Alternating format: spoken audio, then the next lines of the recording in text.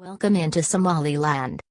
What Somaliland can teach the rest of Africa about peace and stability.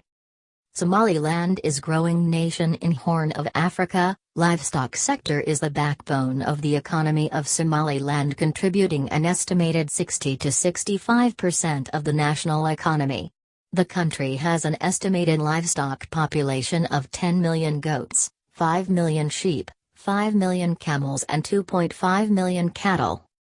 Somaliland provides an interesting example of how to create lasting peace and stability through bottom-up grassroots community engagement. First, the violence perpetrated during the Somali civil war between civilians and the military had to be addressed through a series of peace and reconciliation conferences led by Somaliland clan elders. Although salamanders are mainly from one large ethnic clan dynamics remain diverse and can be divisive. Nonetheless, the people of Somaliland were given the opportunity to address their grievances and then consulted in the formation of the Somaliland state.